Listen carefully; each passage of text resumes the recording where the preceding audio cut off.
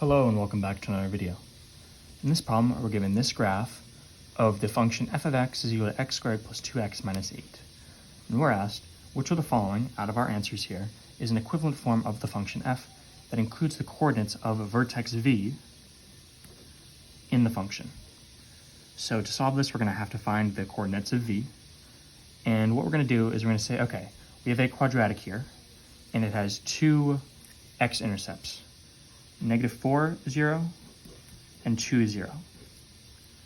We know that the x-coordinate of this vertex is the halfway point between -4 and 2. That is true for any parabola, it can be facing up or down.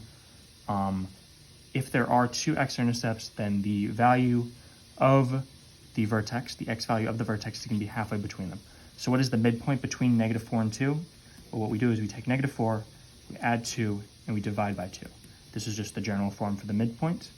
And this gives us -4 plus 2 is -2 divided by 2, and therefore we get equals -1. Now we can use this to find the y-coordinate, but we actually don't have to. Right? You can plug in -1 and get your value of f, and that would be your y-coordinate. But if you notice, out of our four options, only one of them has a 1 in it. And it's f of x is equal to x plus 1 squared minus 9. We're asked which form of the function f contains the coordinates of vertex v as constants in the function.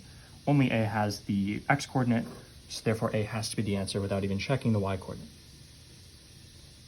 As always, thank you for liking and subscribing, and I'll see you in the next video.